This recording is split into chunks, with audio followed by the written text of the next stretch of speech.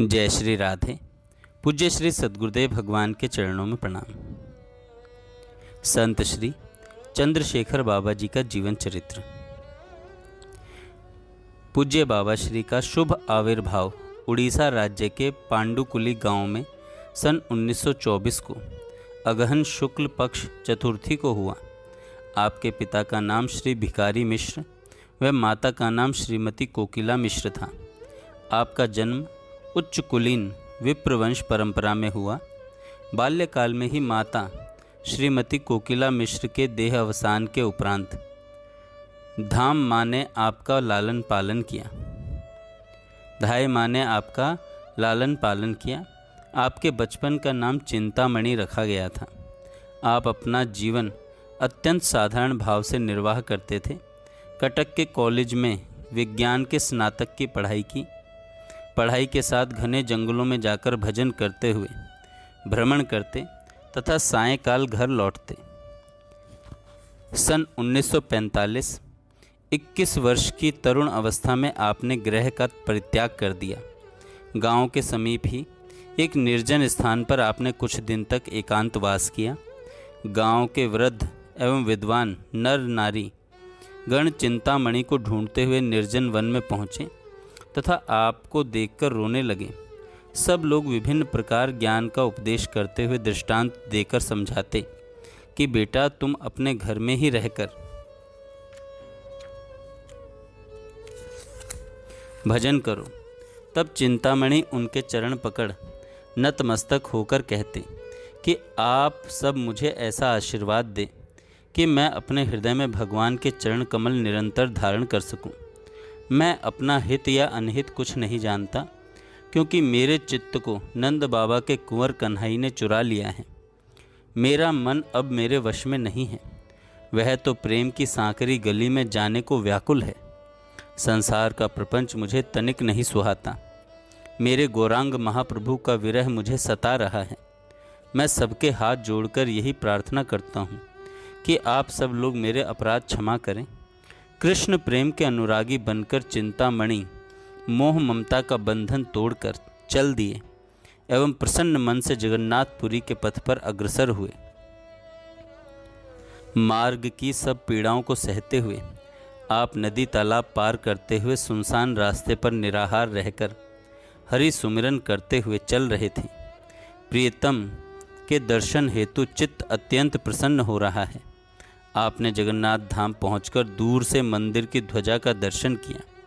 प्रेम विभोर होकर दूर से ही श्री जगन्नाथ जी को प्रणाम किया तथा दर्शन देने की याचना की। अनंत गुणों के धाम श्री गौरांग महाप्रभु का स्मरण करते हुए उन्होंने गरुड़ स्तंभ को प्रणाम किया। तदनंतर अत्यंत प्रसन्न चित्त एवं भाव विभोर होकर आपने अपलक नेत्रों से भगवान जगन्नाथ जी के दर्शन किए।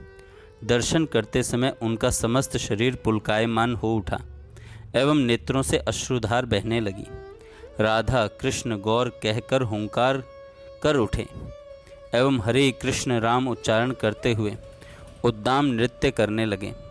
इस प्रकार आनंदपूर्वक ठाकुर जी का दर्शन करते हुए दिन बीतने लगे। श्री चिंतामणि श्री जगन्नाथ जी के शरणापन्न होकर उत्फुल्ल मन से श्री पुरी धाम में वास करने लगे। रह रहकर उनके मन को सिद्ध गुरु प्राप्त करने की अभिलाषा उठने लगी। तब जगन्नाथ भगवान ने अपने दास की अभिलाषा जानकर एक अमानी भक्त को उनके पास भेज दिया। एक दिन मंदिर के परिसर में एक वैष्णव पधारे, जिन्हें देखकर चिंतामणि प्रसन्न मन हो उनसे गले लगकर मिले तथा अश्रु विमोचन करने लगे। परस्पर कुशल क्षेम पूछने के बाद दोनों भक्ति ज्ञान की चर्चा करने लगे। उन गुरुगत प्राण नवागत भक्त का नाम था श्री अनंत राम। तब अनंत राम जी ने चिंतामणि की गुरु प्राप्ति की उत्कंठा जानकर लंबी श्वास लेते हुए कहा कि भैया तुम चिंता का त्याग करो। मैं तुम्हें एक सर्वगुण संपन्न गुरु के शिष्य के विषय में बताता हूँ। मैं तुम्हें एक सर्वगुण संपन्न गुरु के विषय में बताता हूँ। आप श्री ब्रज वृंदावन धाम में जाओ, जो कि श्री राधिका रमण जी की नित्य लीला स्थली है। वहाँ पर प्रेमा भक्ति संपन्न वैष्णव अग्रगण्य एक परम भागवत संत विराजमान हैं। उनका नाम है श्री श्री 1108 सिद्ध श्री गौरांग दास जी। वे समस्त शास्त्रों के पूर्ण ज्ञाता हैं तथा वृंदावन शतक ग्रंथ के अद्वितीय विख्याता हैं। उनके मुख से जब कथामृत बरसता है तो आकाश से देवगण पुष्प वृष्टि करने लगते हैं।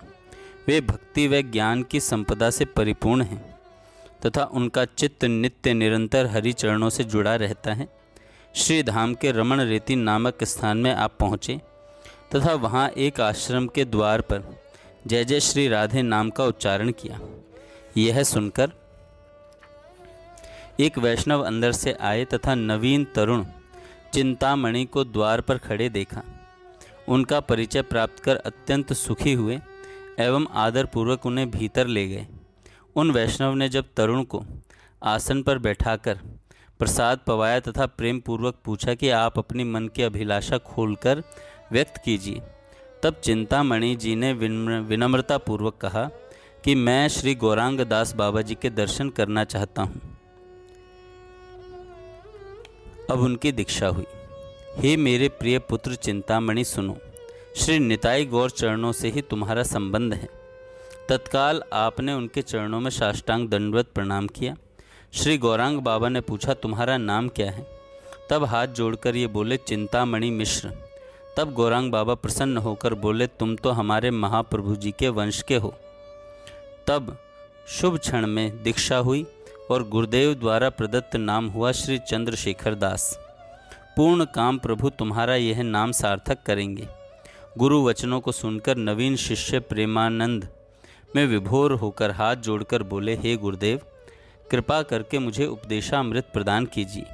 मैं जन्म जन्म का आपका ही दास हूँ। आपने मुझे कृपा करके अपना चरण आश्रय प्रदान किया है। मुझ दुर्मति दीन जड़ अभागी जीव को आज आपने मेरा अभिष्ट प्रदान कर दिया। शिष्य के दीन वचन सुनकर भक्ति ज्ञान के निधान अंतर्यामी एवं आप्तकाम गुरुदेव प्रेम विह्वल हो उठे तथा गुरु मंत्र प्रदान किया। तत्पश्चात गौरांग दास बाबा ने बड़े बाबा जी के चरणाश्रित श्री शीतल दास बाबा जी के भजन स्थान पर चले आए, जो आजकल राधा रमण निवास के नाम से विख्यात हैं। भागवत निवास के निकट श्री चंद्रशेखर बाबा उसी कुटिया में रहकर भजन करने लगे। दिन में एक बार मधुकरी कर सूखी रोटी एवं करुए का जल पीकर भजन में लीन रहते। कुछ दिन के पश्चात श्री चंद्रशेखर अपने गुरुदेव के निकट उनकी सेवा में रहने लगे। कुटिया के भीतर गुरुदेव भजन करते और कुटिया के बाहर श्री चंद्रशेखर एक सजग प्रहरी की भांति हर समय बैठे रहते। जैसे ही गुरुदेव उन्हें आ रे कहकर पुकारते, वे तुरंत प्रयोजन अनुसार सेवा के लिए दौड़कर जाते। एक दिन तो 7 बार तिलक के लिए रज घिसते हुए पुकार सुनते ही सब छोड़कर सेवा में उपस्थित हुए। श्री चंद्रशेखर बाबा गुरुदेव के अप्रकट होने के पश्चात कुछ दिन राधा रमण निवास में रहे। उसके बाद प्रबल वैराग्य के कारण वंशी दास के बगीचे में रहने लगे। यहाँ आप 10 वर्ष रहे। एक दिन तीव्र झंझावात के कारण कुटिया की छत का आधा हिस्सा उड़ गया। तब भी बाबा कुटिया के आधे हिस्से में ही भजन करते रहे।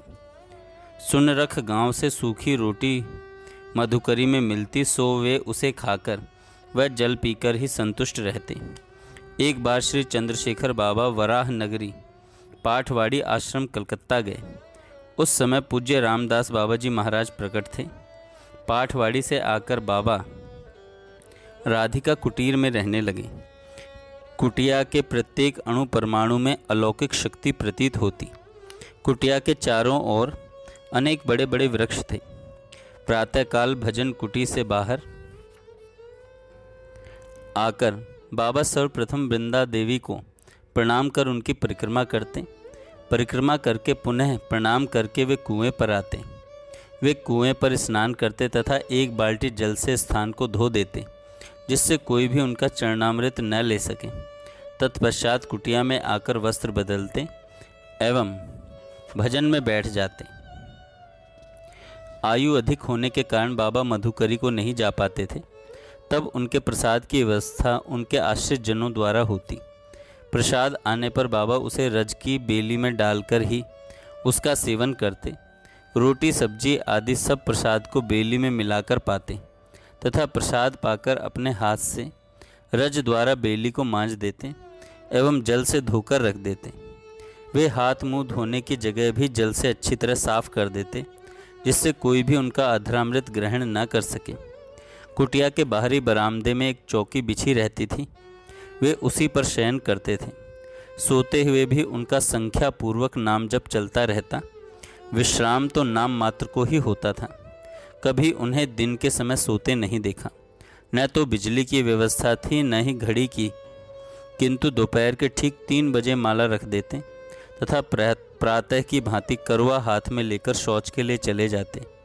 पुनः कुएं पर हाथ पैर धोकर करवे में जल लेकर आते तथा वस्त्र परिवर्तन करके आसन पर बैठकर माला करने लगते। बीच बीच में बाबा बहुत सुंदर गूढ़ विषयों की व्याख्या करते जाते थे। बाबा के श्री मुख से प्रवाहित होने वाली अमृत धारा का पान सभी आगंतुक भक्तगण करते। कभी जगन्नाथपुरी से कभी जयपुर से महाप्रसाद आता तो कथा के बाद प्रसाद वितरण होता। तत्पश्चात अंधकार होने पर बाबा कुटिया में प्रवेश करते। रात्रि में बाबा सामान्य दूध का प्रसाद ग्रहण कर भजन में बैठ जाते। जीवन में निष्कामता। एक बार एक सज्जन बाबा सरकार के पास गए। उन्होंने एक मिठाई का डिब्बा और 100 रुपये रखे। बाबा बोले, इसे उठा ले। मैं ब्रजवासी का टुकड़ा पाता हूँ, अन्य किसी का नहीं। मुझे किसी सेठ सेठानी का भरोसा नहीं है। मेरा गोविंद है, दूसरा कोई नहीं है। संतों में निष्ठा, आचार्यों में निष्ठा, नाम में निष्ठा, धाम में निष्ठा बाबा सरकार में अति प्रबल थी। ऐसे बाबा सरकार हमारे ब्रजमंडल के गौरव थे। सन 1999 में एक चक्राधाम से श्री जीव शरण दास बाबा जी पधारे। श्री चंद्रशेखर बाबा की कुटिया पर श्री नित्यानंद महिमा कीर्तन हुआ। कीर्तन में अनेक भक्तगण थे। कीर्तन में अद्भुत आनंद हुआ, जिसे श्रवण करके श्री चंद्रशेखर बाबा के शरीर में अश्रुकंप आदि उत्पन्न हुए। 2 भक्त बाबा के दोनों ओर बैठकर तौलियों से उनके अश्रु पहुँचते रहे। कीर्तन सुनकर बाबा जोर से हुंकार करते एवं उनका शरीर प्रेमावेश के कारण थरथर कांप उठता था। अविरल प्रेमाश्रु प्रवाहित हो रहे थे और बाबा प्रेमोन्मत्त होकर विलाप कर रहे थे। हा निताई कब कृपा होगी, हा निताई कब कृपा होगी।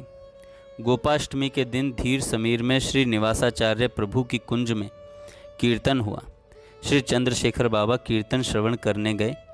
कीर्तन के समय उनके अंगों में अश्रु कंप पुलक आदि 8 सात्विक विकार प्रकट होते।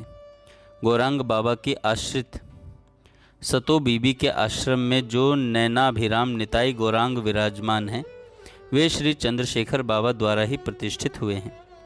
एक बार वैशाखी पूर्णिमा के दिन श्री चंद्रशेखर बाबा श्री राधा रमण लाल जी का अभिषेक दर्शन करने पधारे। अभिषेक दर्शन करते करते उनके अंगों में 8 सात्विक विकार प्रकट हुए तथा उनका शरीर थरथर कांपने लगा। उपस्थित भक्तगण दर्शन कर चकित हो गए और कहने लगे कि वास्तविक दर्शन तो बाबा ही कर रहे हैं।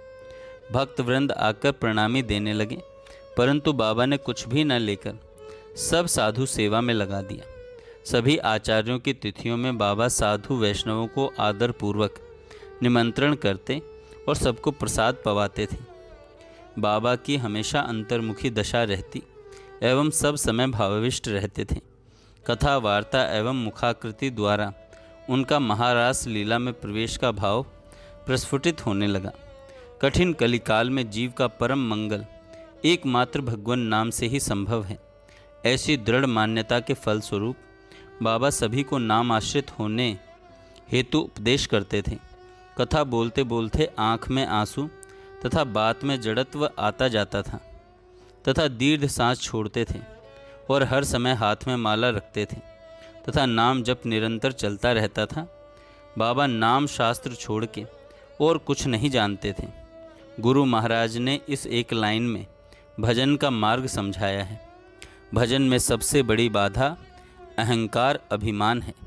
जिस साधक को जीव मात्र के प्रति सम्मान करना आ गया, निश्चय ही वह इस बाधा को पार कर लेगा। एक अद्भुत प्रसंग है। जब श्री राधा रानी प्रकट हुई इनके सामने, पूज्य श्री चंद्रशेखर दास बाबा जी प्रातः गोविंद कुंड में स्नान करके आन्योर गांव के पास एक स्थान पर प्रतिदिन 3.5 लाख हरिनाम जप करते थे। एक दिन उनकी कोपीन लंगोट फटकर जर्जर हो गई, काम में लेने लायक नहीं रह गई। बाबा पास के घरों से थोड़ी सी भिक्षा मांग लाते। उनका नियम था कि थोड़ी सी भिक्षा के अतिरिक्त किसी से कोई चीज़ लेना अथवा मांगना नहीं। वे वहीं पर एक गुफा में जाकर भजन करने बैठ गए, क्योंकि वैष्णव साधु को नग्न नहीं घूमना चाहिए। इस मर्यादा से बाहर भिक्षा मांगने तक नहीं आए। इस प्रकार गुफा में भजन करते करते 2 दिन बीत गए। तीसरे दिन एक बालिका वहाँ पर आई और पास ही में एक अन्य संत की कुटिया पर जाकर बोली, यहाँ एक गौड़ीय वैष्णव महात्मा भजन करते हैं, उनकी कोपीन फट गई है, इस कारण वे पीछे गुफा के भीतर बैठे हैं। वे 2 दिन से भूखे हैं। मैं उनके लिए कोपीन और श्री जी का प्रसाद लेकर आई हूँ। मैं उनके भजन में विक्षेप नहीं डालना चाहती, कृपा करके आप उनको यह दे दीजिए। संत गुफा के अंदर गए और बोले, बाबा आपने 2 दिन से कुछ भी ग्रहण नहीं किया है, आपके लिए प्रसाद और एक कोपीन आया है। श्री चंद्रशेखर बाबा बोले कि आपको कैसे पता हुआ कि मैं 2 दिन से भूखा हूँ, इस गुफा के अंदर हूँ, कैसे पता हुआ कि मेरी कोपीन जर्जर हो गई है? मैंने तो किसी से कुछ नहीं कहा। वे संत बोले, एक बालिका आई थी, वही मुझे देने को कह गई। ऐसा कहकर वे संत चले गए। बाबा श्री चंद्रशेखर दास जी समझ गए कि श्री जी ने स्वयं आकर कृपा की है। बाबा रोने लगे कि मेरे कारण श्री जी को कष्ट हुआ है। उसी समय वहाँ श्री जी प्रकट हो गई और बाबा के आंसू पोंछकर बोली, अपने शरणागत भक्तों की चिंता मुझे सदैव रहती है, आप इसको स्वीकार करो। इसके बाद श्री जी ने बाबा को वृंदावन जाकर भजन करने की आज्ञा दी। बाबा श्री चंद्रशेखर जी ने अपना दातुन के लिए भी कभी किसी वृक्ष को नहीं तोड़ा। प्रथम तो अनेक वर्षों तक ब्रज रज से ही दांत मांजते रहे, बाद में बाजार से लाए पाउडर से मंजन किया। भगवत प्राप्त संत श्री चंद्रशेखर बाबा 26 जनवरी 2018 माघ शुक्ल अष्टमी तिथि को उसी रमण रेती क्षेत्र में नित्य लीला में प्रवेश कर गए। श्री चंद्रशेखर बाबा की जीवन पद्धति तथा उनके उपदेश आगामी काल में वैष्णव समाज और परमार्थ लोभी साधकों का मार्गदर्शन करते रहेंगे। जय श्री राधे।